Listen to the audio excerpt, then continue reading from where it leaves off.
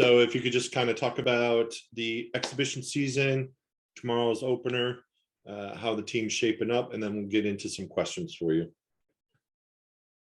Yeah, I mean, the exhibition game was really good. It was fun to actually go out there and play in front of live actual people in the stands. Also having the freshmen and the sophomores having that opportunity as well.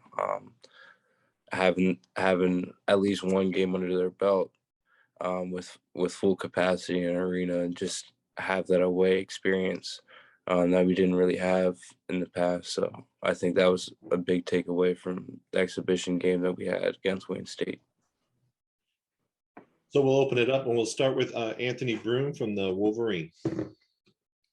Hey, Eli, how would you say your defensive chemistry with Devontae Jones has developed since you joined, and does he take some off your plate? Yeah, I mean, Devontae's a really good defender.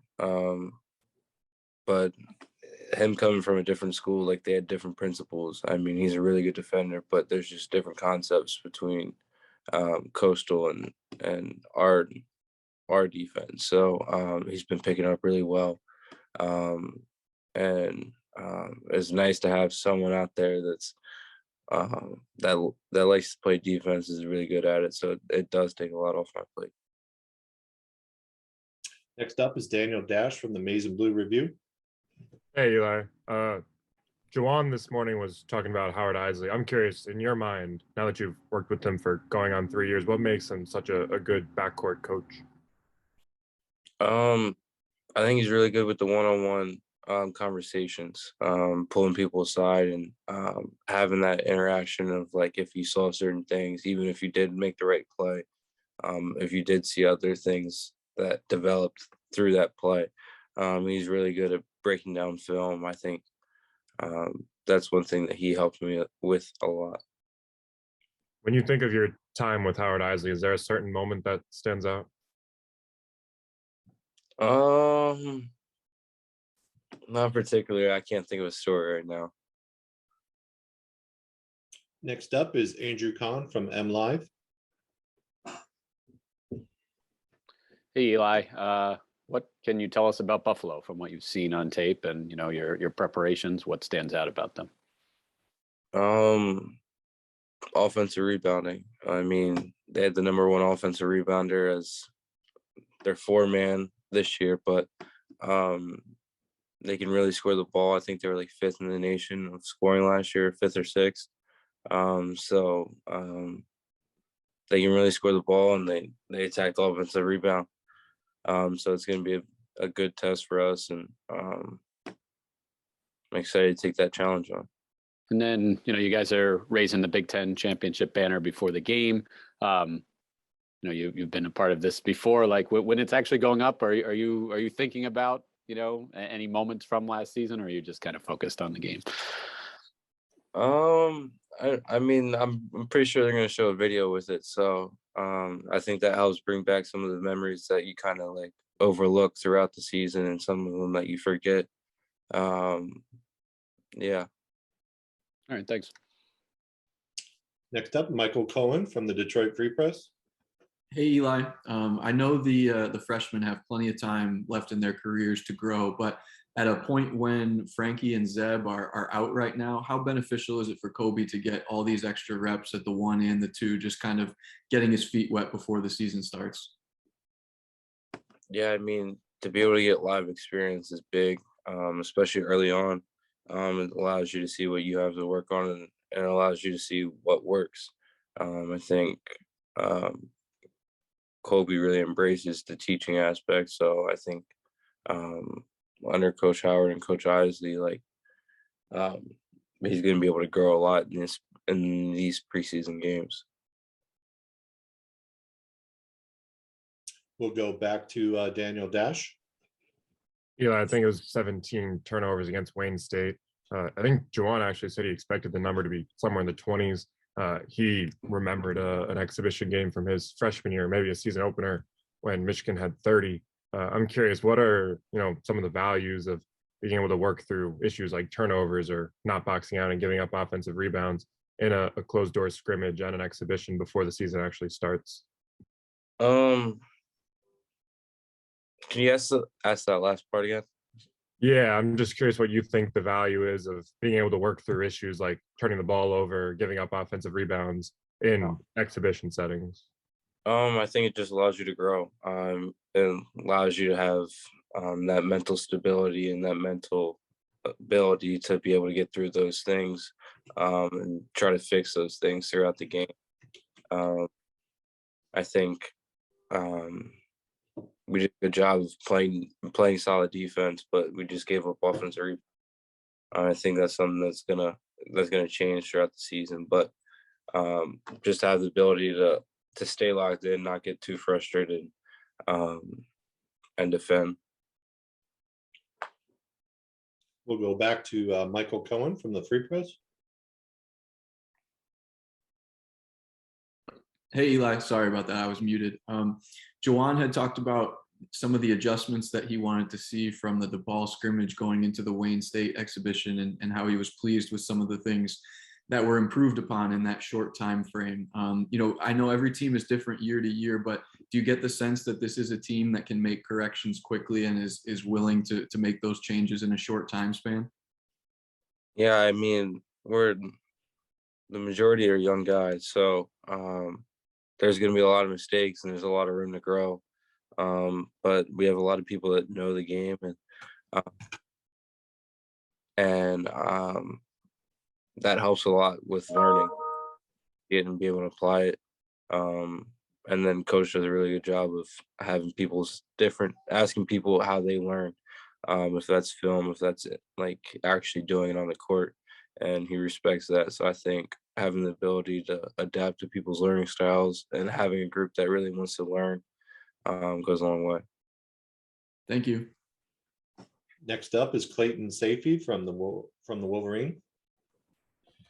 Eli, with Devontae being known as such a good rebounder, we saw it a little bit the other night as well. What does that do for you guys in being able to just kind of run down and get in a lane and get out in transition? And with him at the point, do you feel like you guys are going to be able to run a little bit more this year? Yeah, it helps a lot when a guard gets the rebound, because then that's the primary ball handler and everybody else can just run, especially with Musa when he goes to the 5. And he's running down the middle of the lane. He puts a lot of pressure for myself, Caleb, and all the other wings.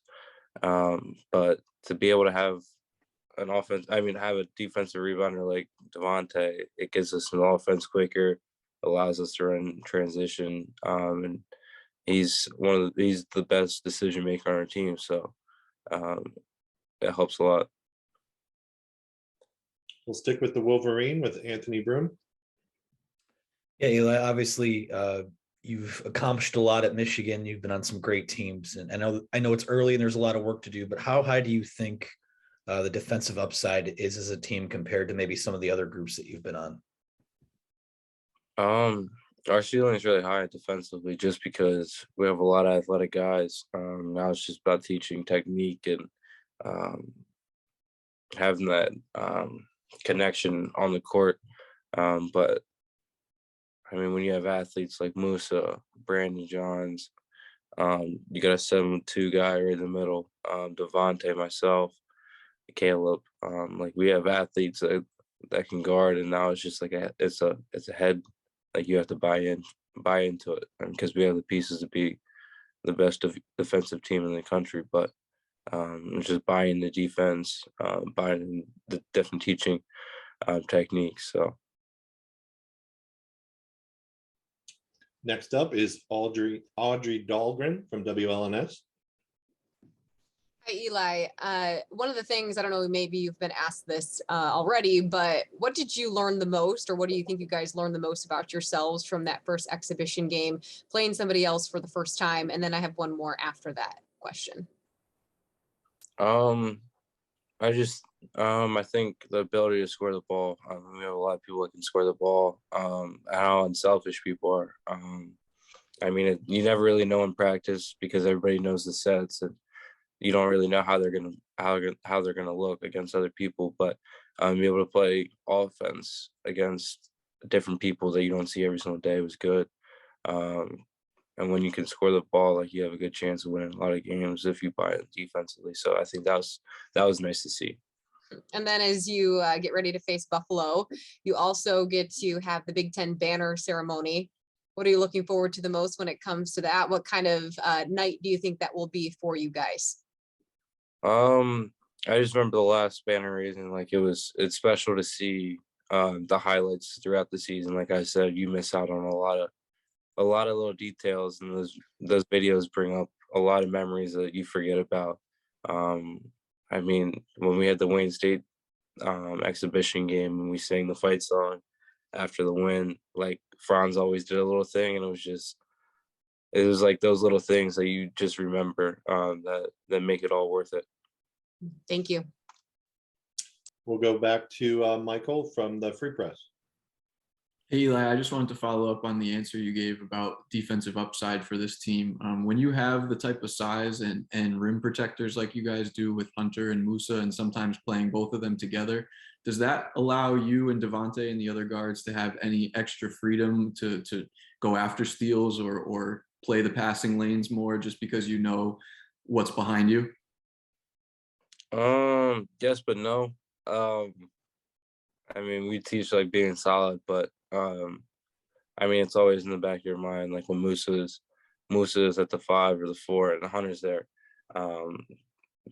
Musa is a really good shot blocker, so it definitely takes a little pressure off, but and try to stay as solid as possible.